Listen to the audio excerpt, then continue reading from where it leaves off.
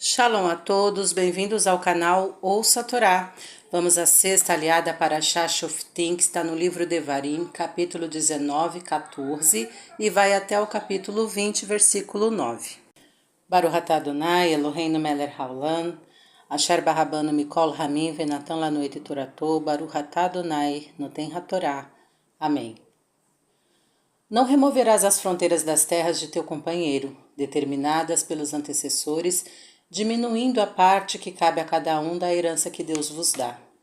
Uma só testemunha não será suficiente para julgar delitos e pecados de alguém. Serão necessários os depoimentos de 2 ou 3 testemunhas. Quando houver testemunhas que quiserem afirmar falsidades no julgamento, elas se apresentarão diante de Deus, dos juízes e dos sacerdotes que estiverem trabalhando naquele momento, junto com os litigantes. E os juízes indagarão bem, e se for constatado que são testemunhas falsas, farás com elas o que elas quiseram fazer com os réus inocentes. E o restante do povo saberá e temerá, e não fará mais isto. Não olharás com piedade, alma por alma, olho por olho, dente por dente, mão por mão, pé por pé. Quando saíres à guerra contra teu inimigo, e vires cavalos e carros de um povo mais forte e numeroso que tu, não o temerás, pois o nome teu Deus que te tirou do Egito estará contigo. Quando vos aproximardes da luta, o sacerdote se aproximará e falará ao povo: Escuta, ó Israel, vós vos estáis aproximando da guerra contra vossos inimigos.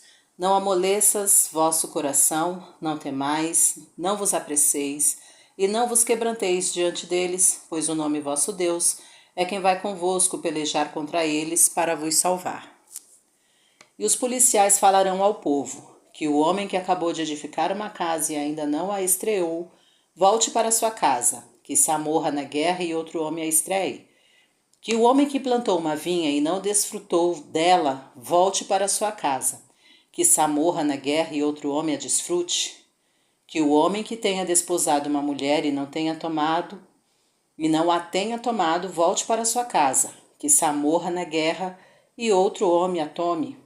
Que o homem medroso e de coração mole volte para sua casa e não derreta o coração de seus irmãos. E quando os policiais acabarem de falar, designarão os oficiais do exército na frente do povo. Amém. Baruch atah Adonai, Eloheinu melech haolam, asher natan lanu torato, Torah temet, v'chayo lanatah betorreinu, Baruch atah Adonai, noten hatorá. Amém. Remover as fronteiras simboliza subtrair os bens. Neste caso, trata-se de bens herdados. As heranças são frequentemente motivo de brigas na justiça, provocando atritos entre os beneficiados. É importante que os direitos de cada um sejam preservados e que ninguém cobice a parte que cabe a seu companheiro. Lembre-se, a herança é dada por Deus. Com isto se minimiza as chances de vingança pessoais. Quando houver discordância entre 2 testemunhas, será necessário o depoimento de uma terceira, e a testemunha que mentir será castigada conforme a lei. Todo testemunho é feito diante de Deus, que julga a veracidade do mesmo. Os juízes julgarão conforme as leis e os sacerdotes lembrarão as testemunhas de que Deus está presente, e todos devem estar trabalhando naquele momento, o que simboliza estarem atentos e sintonizados com a realidade do momento. Mais uma vez, a indicação do pagamento na mesma moeda. Não farás para os outros o que não queres que façam para ti. Por mais que possa parecer vingativo, é o castigo mais adequado. E se for impossível fazer com as testemunhas o que elas queriam fazer com o réu, deve-se cobrar delas uma indenização equivalente ao prejuízo que iriam lhe causar. A piedade mal empregada pode ser incompatível com a justiça e por isso incentivadora do mal. A alma simboliza a vontade de viver. Tirar a vontade de viver de alguém, deixando-o deprimido ou sofrendo, provocará sérios malefícios à alma de quem provoca isso. O olho simboliza a visão do que é certo. Arrancar um olho simboliza não deixar a pessoa ver o que é bom para ela. Isso demanda uma indenização equivalente àquilo que deixou de ser aproveitado. Os dentes simbolizam o ato de comer, isto é, o ganha-pão, os bens, Quem tira os bens de alguém, isto é, rouba, deve pagar uma indenização equivalente ao prejuízo provocado, que pode ser maior do que o valor do bem subtraído, desde que a falta desse bem provoque mais prejuízos. Por exemplo, roubar uma ferramenta de trabalho provoca a falta de produção e, portanto, de dinheiro. As mãos simboliza fazer, construir. Ferir a mão de alguém simboliza não deixá-lo construir algo para si, como, por exemplo, uma casa. A indenização deverá ser proporcional ao bem não efetivado. Os pés simbolizam andar no caminho certo. Quem desvia alguém do caminho certo, isto é, dos caminhos ditados pelas leis divinas, deverá pagar por isto. Como se trata de algo espiritual, o castigo será essencialmente para a alma e aplicado por Deus.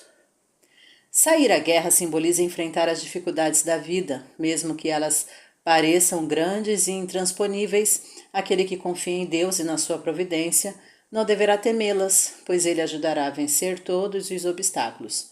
Mas isto não significa que será uma tarefa fácil, por isso não ajudaria a evolução da alma, que é o objetivo principal de se enfrentar essas barreiras. O sacerdote, símbolo da fé, é o encarregado de transmitir coragem e orientar o comportamento psicológico numa guerra.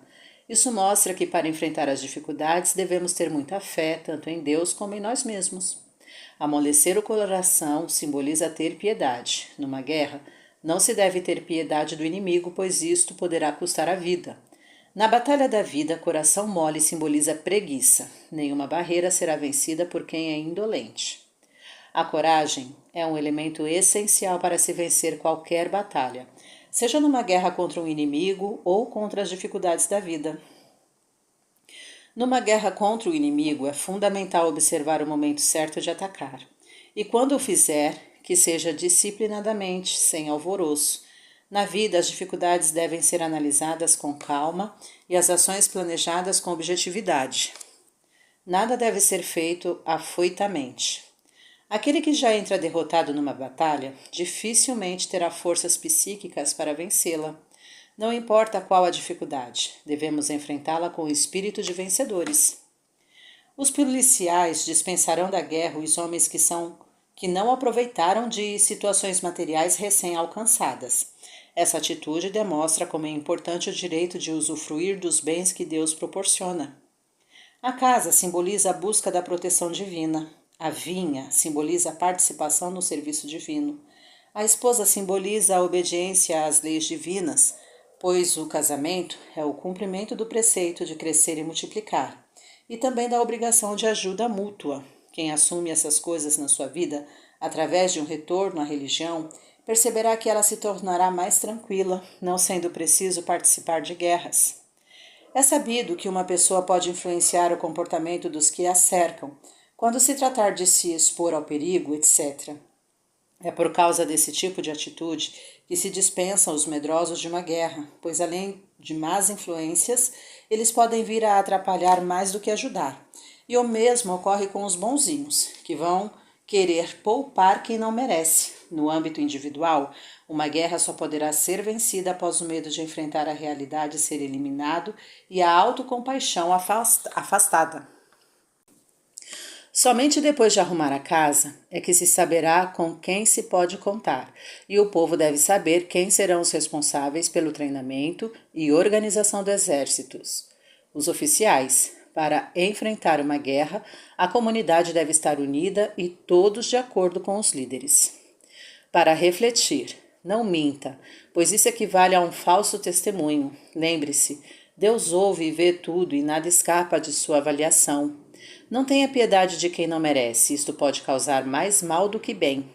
Adote a política do olho por olho, pois isso nada mais é do que fazer com que a indenização paga seja equivalente ao prejuízo provocado. As dificuldades e obstáculos de sua vida são provocados por Deus, a fim de fazer você evoluir espiritualmente. Encare os problemas com fé em Deus, otimismo e espírito vencedor, que Deus ajudará você a superá-los. Fique longe dos pessimistas medrosos, dos falsos moralistas que mais falam do que fazem. Para exercitar, estude a teoria do reforço na psicologia. Faça uma analogia com a política do olho por olho. contida nas leis divinas. E depois deixa aqui nos comentários o que você achou. Tá gostando do conteúdo do canal? Então curta, comenta, compartilha. Ainda não é inscrito? Se inscreve, ativa o sininho e fica por dentro das novidades. Shalom a todos!